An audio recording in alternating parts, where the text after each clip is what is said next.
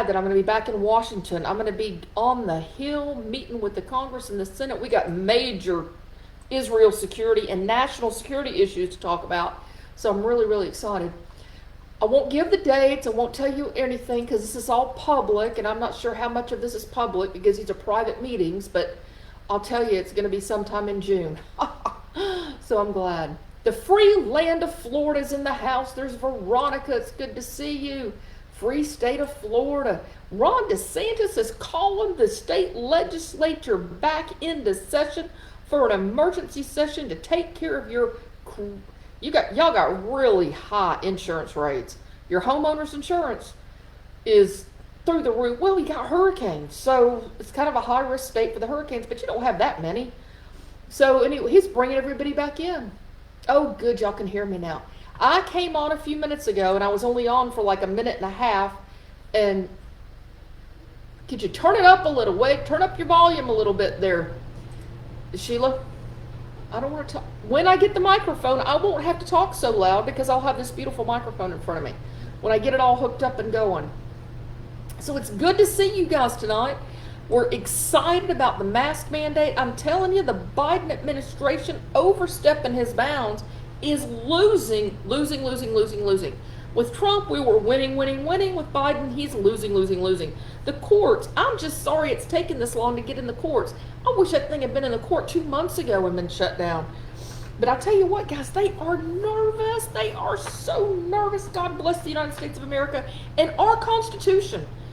It goes to the courts and it goes to the federal courts. It goes to the lower courts, then it goes to the Superior Court, then it goes to the federal court, the circuit court, goes on up. I'm grateful for our judicial system.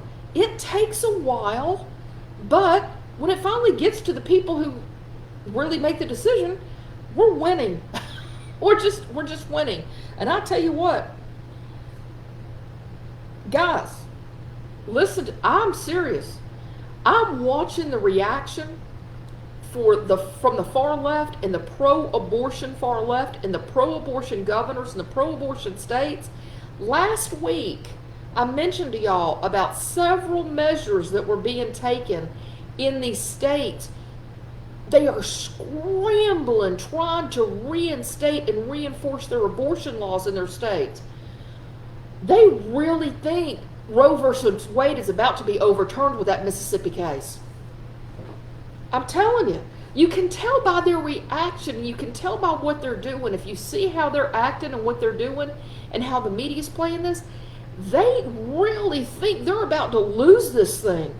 All it means is, it doesn't mean Roe versus Wade is completely overturned. What it could mean is that, well, it kind of means it's overturned, but it would mean that it's coming down in June. This is the Mississippi case we've been talking about. If you would like me to give you like really details and get in the weeds on that, I'll be glad to do it again. I did it a couple months ago. But let me know in the comments, because I always read your comments later. If I don't see them now, I'll see them later. So let me know if you want me to just do a whole thing on that and kind of get in the weeds on it.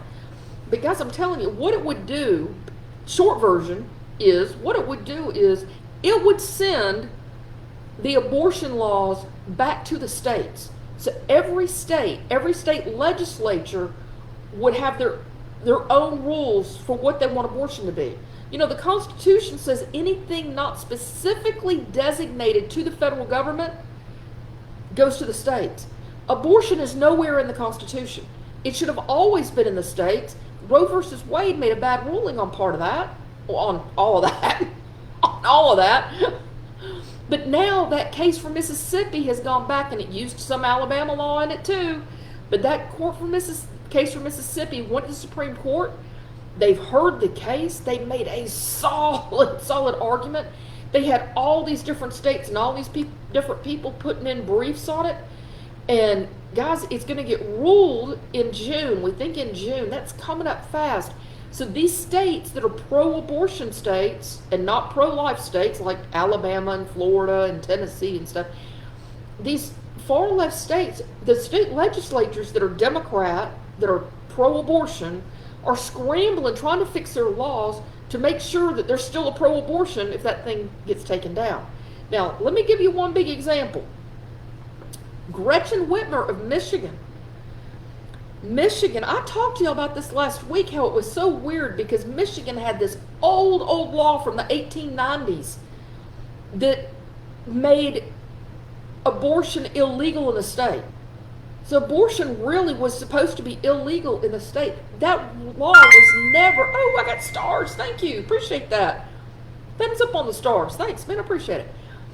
Michigan had that old law, but when Roe versus Wade was passed, that supposedly federalized abortions, Michigan went crazy and all of a sudden said, oh, we're wide open for abortions, and they went through all this abortion stuff and completely ignored that their state constitution way back outlawed abortions. They never changed the constitution in Michigan to change that law. Why?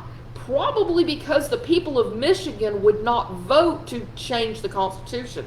It takes a lot to make it constitutional, to change the Constitution of the state, constitutional amendment. So now Gretchen Whitmer is asking a county judge to go after, to enjoin, to put like a stop on 13 Michigan prosecutors from prosecuting violators of the state law that criminalizes abortion. She is so afraid they're going to lose that case at the Supreme Court that all of a sudden the original law over Michigan would kick into effect, and she's going after the prosecutors now, trying to tell the prosecutors, you cannot go after anybody who breaks the state law. Basically saying, it doesn't matter what our state law is, abortion's going to be legal. She can't do that. She can't do it. 1931 law, excuse me, I said 1890s. It was 1931. I was 40 years old. Same, doesn't matter. 1931 law was made mute when the U.S. Supreme Court in Roe versus Wade legalized abortion in 50 states.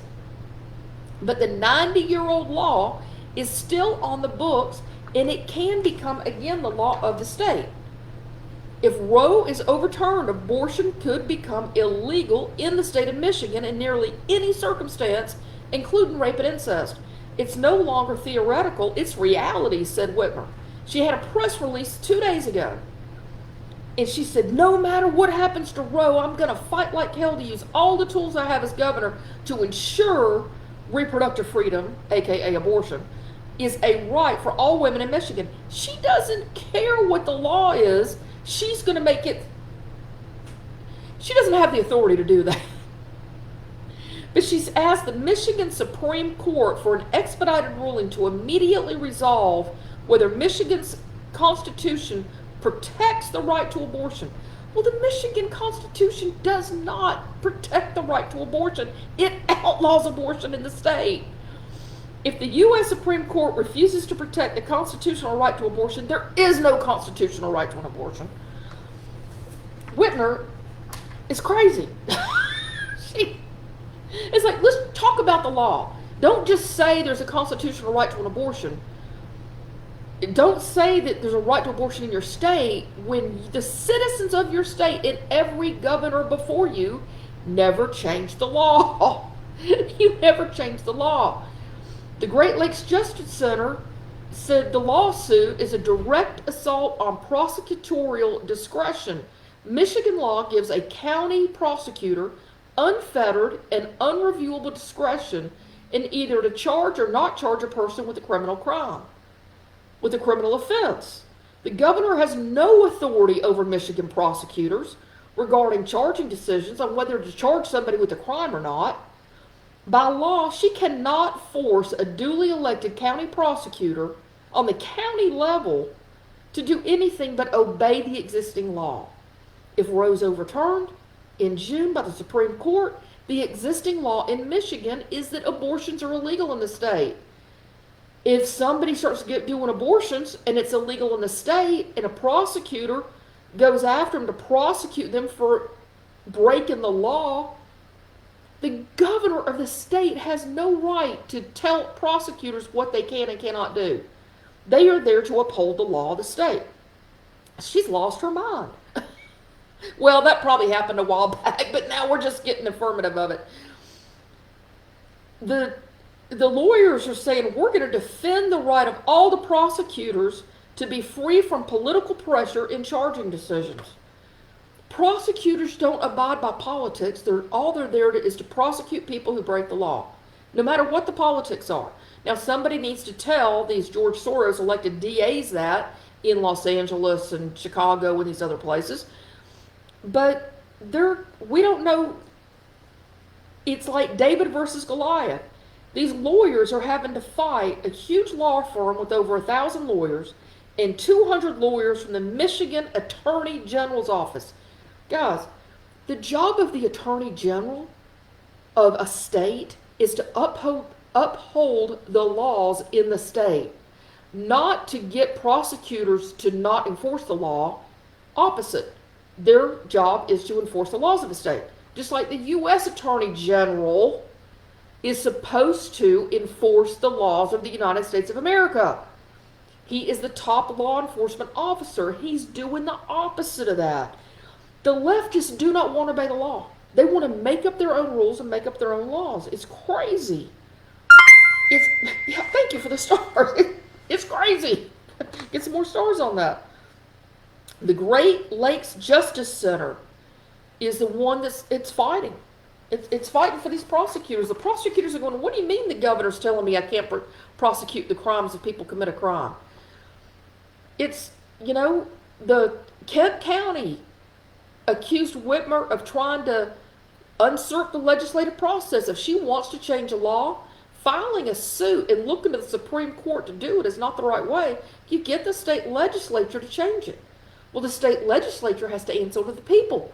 How do the people of Michigan feel about this? Well, we can only guess. She's having to completely go around the state legislature, completely go around the people of Michigan, and frantically and insanely just try to say, I'm going out, we've got to get the courts to stop any prosecutors from prosecuting people who break the law.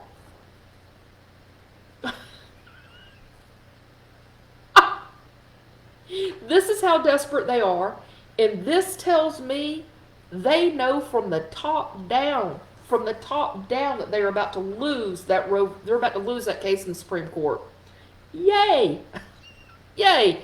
All these states, I talked to you guys last week about all these states that were passing these new 15-week abortion ban. Florida just passed one.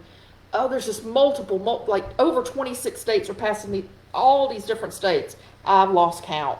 All these different states are passing these abortion laws, getting the laws in order because they know if that thing gets overturned by the Supreme Court with that Mississippi lawsuit, there will be abortions are basically going to be illegal in Ohio, Texas, Florida, really Michigan, no matter what the governor tries to do. But all these states that have done heartbeat bills, there's a lot of those. I mean, they were going so fast, I think I named off like 6 new ones last week. And the 15-week abortion bans, they're coming like crazy because they know it's going to pass. If all the Democrats lost their mind, I think they have. I think they're just kind of, thank you, Liz. Thank you, Liz. I appreciate that. Yeah, they're panicking because they're losing all these cases. Finally got video and sound. Well, good, Amy. I'm so glad. Well, I had to exit and come back to get the sound back. What minds? Oh, come on. I know we're joking around, but you know what? We're winning in the courts. Trump got all those judges put in. And we don't win every case. It depends on the case. But any case that has a strong legal argument that's to the Constitution, we don't want partisan judgments on either side. On either side, Lady Justice is supposed to be right. Thank you very much. Stars coming up. We don't want it partisan on either side. We don't want judges. I don't like it when the news media, and they always do it, but all the newspapers, the articles, the writers, they'll say it was a Trump judge. It was a Trump judge, Trump-appointed judge. Or it was an Obama-appointed judge. Or, you know what? It shouldn't matter. It should not matter. It does matter now because the left started putting in these radical activist as judges that were going for politics instead of actually going to the Constitution. Trump went for constitutionalists, people who were just going to uphold the Constitution. It didn't mean they had to be right or, go to the right side or be conservative or really being conservative means upholding the Constitution. That's what being conservative is kind of all about.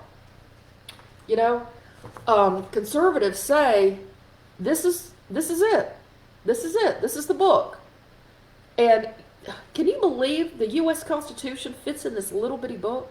Not only that, this is the Constitution of the United States and the Declaration of Independence in this little book. If you're a partner in this ministry, I've sent you one of these. If you would like some, let me know, because I send these to everybody who makes a donation, because it's important. You should have this. You should know it. You should read it. Send it to your congressman. Let him read it, especially if he's on the other side, and say, you need to read this.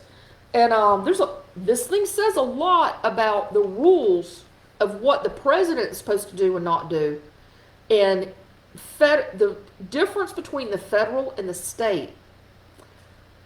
You know what? This sets the tone. This is what we rule by. This is what we live by. Amen? Amen. We're so thankful for it. This is why we're not Canada. This is why we're not Mexico. This is why we're not in the European Union. This is why we don't speak Russian. And we will never speak Russian. Thank you very much. Thank you very much. Oh my gosh, I'm still celebrating. If you came in late, I'm celebrating. The mask mandates are gone, gone, gone, gone, gone. If you missed it yesterday, and it's been reiterated all day today, the mask mandates on public transportation, which was put up by the CDC, a judge has said that the administration overstepped their bounds, and the CDC had no authority to make a mandate like that. So we are praising God, no more mask mandates, and that's the ones that's on the trains and the planes. If you're in an automobile and you're still wearing a mask, unless you're an Uber driver, you might have a problem. I saw somebody the other day pulling up in a parking space alone in a car with a mask on. And I'm thinking, honey, I know you just forgot to take that thing off. I know that you get in that comfort zone and you just forget to take it off. But in Alabama, we haven't worn masks for a really long time. I'm starting to see them come back because I think we're getting a little bit of a surge back, but no, they've been gone here for a long time. President Biden had called on the CDC to impose that mask mandate on travelers right after his inauguration. As soon as he was inaugurated. February 2nd, it started. And they kept extending it and extending it and extending it. The Health Freedom Defense Fund filed a lawsuit against it, and a bunch of people jumped on that lawsuit, joined it, and they called the ruling that we had yesterday a victory for basic American liberty and rule of law.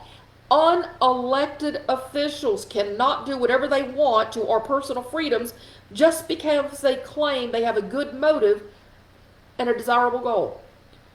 The Judge Mizell, and of course they had to say she's a Trump-appointed judge, Judge Mizell, well, thank you for putting good judges in. Judge Mizell adopted an interpretation of the authority that the Congress gave the CDC. How did Congress give that authority to the CDC? That should have never happened. To issue rules aimed at preventing interstate spread of communicable diseases. The law says the agency can take measures necessary and provides a list of examples like sanitation. It meant for cleaning stuff. You might make rules that if you're in a restaurant, you have to wipe down your counter. Or cleaning stuff. It never meant that they were going to have to require people to wear masks across the entire nation. Congress should have never written that because the power to the CDC was completely out of control. You cannot tell the CDC that they have that kind of power that they can mandate everybody who gets in an airplane has to wear a mask, or in an airport, or on a train, or if the government's interpretation of the agency's powers were that severe, They could require businesses to put in air filtration systems, mandate that people take vaccines, or require taking multivitamins or any kinds of crazy stuff.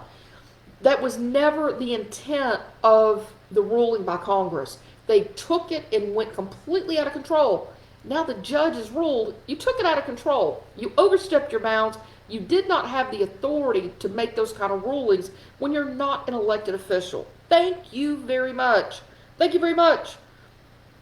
In January, Supreme Court blocked a Biden administration edict that required large employers to require workers to get vaccinated or get regular testing. Court threw that out. That was the big business. If you have over 100 employees, you had to require workers to be vaccinated or get tested regularly. That got thrown out by the Supreme Court. They blocked that one. And then there was a federal district judge in Texas that blocked the requirement for federal workers to be vaccinated. But then another court came back and reversed it. So that's still going around. The healthcare worker thing, that's the one we're having a problem with. But that's for another day. We'll just take the victories as we get them, and now you don't have to wear a mask on an airplane. So I'm very, very, very happy. That is, and even a train too. Connie Ramsey's got an angry cat up there for some reason. Walmart employees still have to wear a mask. Well, I guess a private business can make their own rules.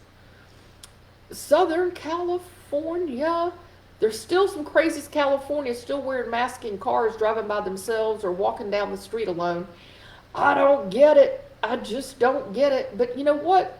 If it makes them feel comfortable and they have this little safety comfort thing, everybody can do whatever the heck they want. Individual freedom. If you want to wear a mask when you're running a marathon, I guess you could. I wouldn't want to pay for your hospital bill when you can't breathe. I better stop. They're going to kick me off. Y'all hit some likes and loves in there right now. I can't talk about this stuff because Facebook doesn't like it and I don't want to get kicked off.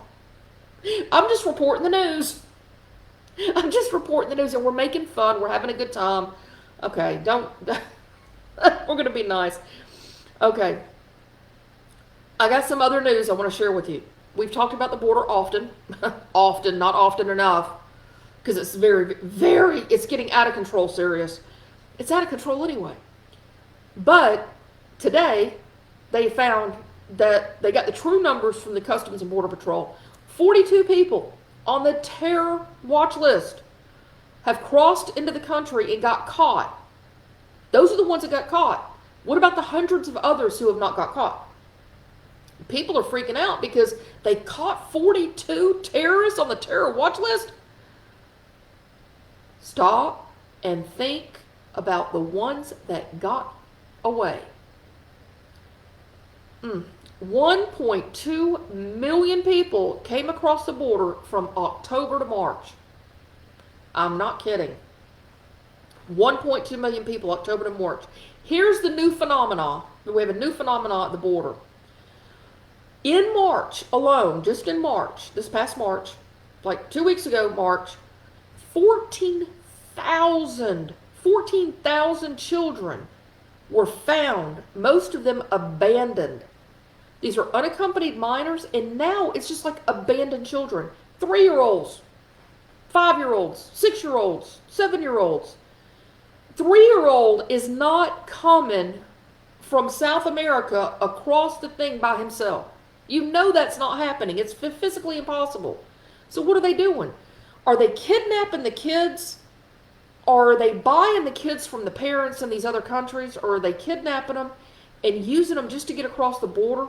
And then once they're across and they're in and they're pretending like they're a family unit so they know they're going to get in, they just dump the kid in the weeds. They're finding the kids on ranches. They're finding the kids in the bushes standing there crying by themselves. No food, no water, no help, no adult around at all. The Border Patrol is rescuing these children. 14,000 in March, guys.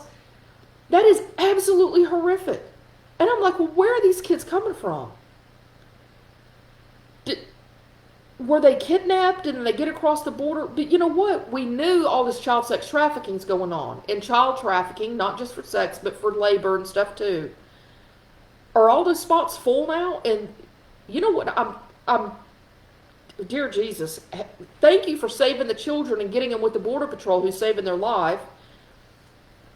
But all those unaccompanied minor, you know that they said, oh, we're tracking them and they're going to go be with family members or they're going to go be with sponsors or whatever. There were tens of thousands of them the Biden administration just lost track of last year. And they're like, well, we were supposed to call, and we called, and we never could get hold of anybody, and we really don't know where those kids are. Excuse me. The news media covers all this up. It's insane. They completely... Can you imagine if that happened under the Trump administration? The media would be absolutely exploding. I pray for those kids, and I don't know what's going to happen to those kids. They have no way of... They don't know who they are. Where are the parents? Did the parents leave them and abandon them? A Border Patrol officer said today, he said, in this country, you are arrested and face heavy-duty penalties if you leave a dog in a car with the windows rolled up. We're finding 3-year-olds abandoned in the desert, and there's no criminal prosecution. There's nothing to stop the people from doing this. They're just bringing the kids across and dumping them. It's absolutely horrific, but it's happening. You know what? I'm wondering if I'm going to be optimistic. I like to find the good side in any situation, even in this. My hope is, I'm going to be optimistic thinker here for a minute. My thought is the FBI cracking down on the child sex trafficking, which they really did under the Trump administration? Maybe there's still good guys in the FBI that are still doing that. And the penalties for child sex trafficking are so high that maybe they're leaning off of that, and they're just dumping the kids instead of bringing them up and trafficking them. And maybe they're just dumping them now. I know it's bad. I hope that's the case. You know, if the Border Patrol can rescue them and put them, I don't know what they're going to do with them all, but rescue them and have them not in the human trafficking, that's a good thing. So I'm hoping that the cartels are finding that maybe bringing these kids up, maybe there's not such a market for child sex trafficking as you thought there was, Mr. Cartel.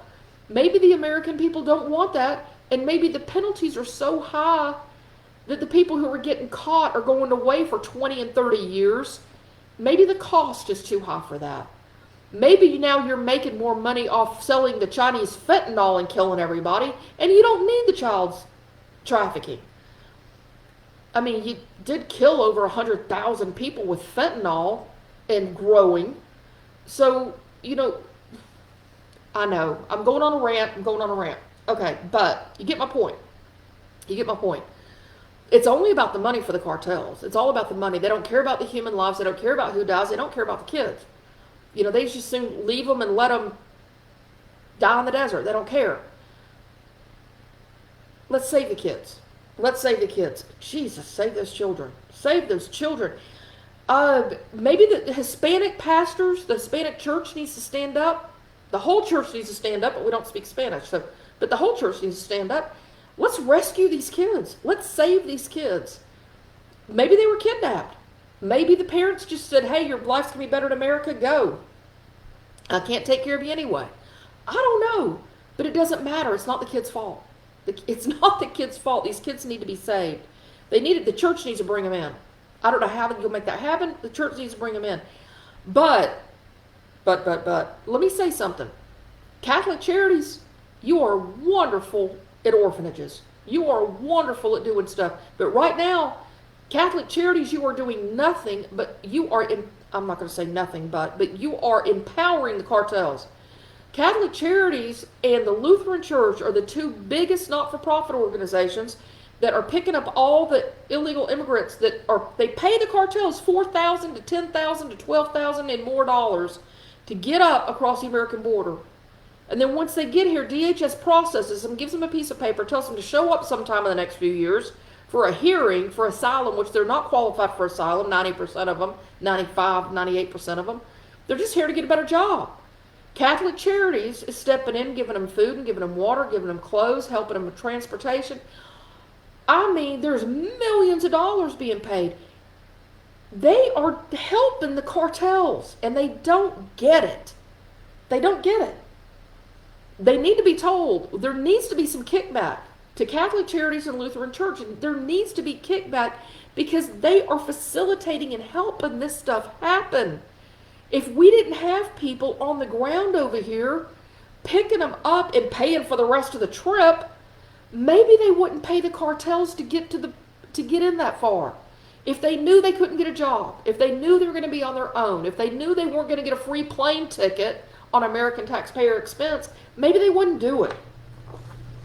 When they start to see that the kids are being dumped and being abandoned, maybe they won't send their kids. We've got to change the narrative in South America. We've got to change the narrative. We have to pray for those children. We have to pray for those children. So now the Democrats are getting the message. Title 42, is supposed to go away. Trump had put that in place, and it was supposed to be sending a lot of people back because of COVID. Well, I don't think he was really sending that many people back because of COVID. I'm not sure he was sending that many people back on Title 42. The problem is now that the world knows that he's even getting rid of Title 42, the last thing we had, they're expecting this humongous surge at the border. Well, 11 Democrats, including Georgia's Raphael Warnock, hey, thank you for the stars, thank you. 11 Democrat senators are pushing back on Joe Biden letting up on Title 42, insisting there needs to be a plan in place. If you get rid of Title 42, you better have a plan in place because there is going to be a huge surge at the border. And I tell you what, 11 Democrat senators, including Raphael Warnock, and I noticed some other very high level, not just Joe Manchin, not just Christian Sinema, not just the other people from Arizona and the border states, but from all over the country, very high profile Democrat senators are saying our constituents are having a fit about the border. And I'm telling you, you better be having a fit about the border. I want to get a big red t-shirt that just says close the border and just show up at every political event wherever there's a candidate and say close the border. Can we not have signs? Everywhere Joe Biden goes, there should be signs saying close the border. Everywhere anybody in that administration goes, Mayorkas needs to be impeached. I'm serious as a nail.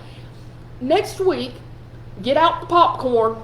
Get out the popcorn, because next week, the Department of Homeland Security head, Mayorkas, is going to have to testify before the Senate. And the senators are coming after him about the border. I'm telling you, it's going to be fireworks. Get out the popcorn, fireworks. I'll let you know what day it is. I know it's one day next week. I don't know the day yet. If you know the day, put it in the comments. 42 Republican governors. 42 Republican governors. Wait a minute. 42 Republican governors. We only have 50 states. 42 of them have Republican governors. There's only 8 that have Democrat governors. I took this right off of several news reports. I got to check those numbers out, though. But it says 42 Republican governors are forming a border strike force. Border strike force. Where's my eagle? Border strike force. Border strike force. Boy, that sounds cool. Border strike force. I like the name of that. Border strike force to disrupt and dismantle criminal organizations by increasing collaboration, improving intelligence, investing in analysis, combating human smuggling, and stopping the drug flow in our states. How are they going to do it? Now, did I get cloudy after I did my little eagle? It looks like I got cloudy. Border strike force. These governors are mad. Those fentanyl has Chinese fentanyl coming across the border via the drug cartels, making China rich, killing Americans, making the cartels rich, pouring across our borders. It's a problem in every state. The overdoses are just going through the roof. Governors have had it. They said the federal government's job is to protect the national security and security of the United States. They're not doing it. The governors are having to step in. Governor Abbott of Texas has now sent like 6 busloads full of immigrants up to Washington, D.C. Remember, he said he was going to do that? He's doing it. He's doing it. Well, you can't impeach all the Democrats. You can only impeach the ones like the president and You can't impeach a congressman or a senator. How you impeach them is you get them, you elect it. We have an election coming up. You elect them out of office. That's how you impeach them. You can't impeach anybody. You could impeach Mayorkas. Yep, we the people. Yep, you can't impeach all the Democrats. I'm sorry. The impeachment is for executive branch. You can impeach the president. You could impeach the vice president. You could impeach members of the cabinet. And it has to be by 2/3. You can check me on this, but I believe it's 2/3 of the House and Senate. Now, in November, we'll have 2/3 of the House. We'll have it starting January 3rd of 2023. We will probably have 2/3 of the House. The Senate, how many Senate seats can we win? If we're only ahead by 1 or 2 Senate seats in the Senate, you can't impeach them. How are you going to get them impeached? If the Democrats hang together, hey, I'm going out on a limb. I'm saying I want 60 Republican Senate seats. Oh, Robin, that's impossible. Hey, I can pray. I'm going to stand on it. I'm going to declare it. I'm going to proclaim it. I'm going to stand on it, and I'm going to pray for it. And I'm going to break down those Senate races and say, how do we get 60? Because you know what? If you get 60 seats, and I don't think it's ever been done, but if you had 60 seats in the Senate, if we won 10 Senate seats, well, you know you're going to have to win Herschel. You're going to win Dr. Oz. You're going to win, hey, we got 3, 4, 5. If you could get up to 60 or even close to 60, you will have an overwhelming majority. It's veto proof. Veto proof. Anything the Senate and House passed, the Republicans passed, Joe Biden couldn't even veto it. You could put the border wall up. You could completely close down that border. You could get rid of every single thing, and you could impeach Mayorkas. They didn't impeach Joe Biden, but you got Kamala Harris as the backup, and they're afraid of her. So that's why they're not impeaching Biden. But that's for another day. That's for another day. I tell you what, the Republican governors are standing up. The Democrats are shaking. All these Democrats that were running for Congress are saying they're not even going to bother running. They are just jumping out of those races. There's dozens of them that are just retiring and saying, I'm not running again. They know that there's a red tsunami coming. A red tsunami is coming. I did some research today and did some writing. I know I'm going fast. I'm all cloudy. When I'm looking at this right now, it looks very, very cloudy. I hope you're not seeing cloudy because I'm seeing cloudy. I did some research today on what Joe Biden did after the George Floyd and after the prosecution of the cop in the George Floyd thing. 2 days later, he made these appointments to the Department of Justice, and they were African-American women, fine, as long as you're qualified, I don't care. But they both came out of the ACLU. They are radical leftists, and he brought them in under the guise of they've been fighting for social justice their entire careers. What are they doing? They're fighting the election laws. They are the ones that were the top lawyers on the Georgia, again, the Department of Justice suing the state of Georgia over the election laws. Guys, the more I look at it and the more I break it down, I broke down his speech. I went back a year ago now, I gave y'all the speech that Joe Biden made after the prosecution of the police officer in the George Floyd case. I looked back at that today, and guys, it just spells out the plan. You have to know the strategies of the enemy, just like any military officer would tell you. You have to know the strategies of your enemy so you know what they're about to do, so you know how to either defend or attack. But I'm looking at this. I printed it out again today, and I'm looking at the people he appointed. That in that very speech, he appointed these 2 women. I went back and looked at who they were, and I'm looking at what they've done since they got there. None of it was for social justice. It's all about elections. It's all about elections. And you know what? They're losing their cases.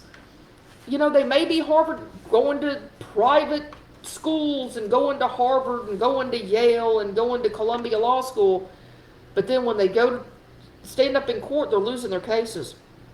They're just on the wrong side of this. The associate and the assistant attorney general, The Associate Attorney General and the Assistant Attorney General were nominated right after the George Floyd conviction of the police officer, and he had named him in the speech, and he made it all political, all about race. Oh, this is all about social justice, and got them through the Senate and got them confirmed. And now look at the trouble they're starting. I'm going to save that for tomorrow night. I hope you guys are having a good day. I hope I gave you some information tonight. I guess my picture's clearing up. I hope it's not as blurry. I hope you're not seeing as blurry as I'm seeing blurry. Yep. Susan, you want a Democrat should be removed immediately? We're going to remove them in 208 days or so when we have those November elections. It's all about the elections. It's all about the elections. I hope you guys have a great night. I hope you had a great weekend. I will see you tomorrow night. I'm going to have some really interesting stuff for you tomorrow night. You know me, I catch a little glimpse of the news, and the Lord points me in a direction. I'll go in and research, find out the truth on it, bring it to you right here in Truth to Policy. I love you guys. God bless you. And we're not going to end the night without doing the pledge. I pledge allegiance to the flag of the United States of America and to the republic for which it stands, one nation under God, indivisible, with liberty and justice for all. God bless you. If there's something happening that you really would like to have more of an explanation on,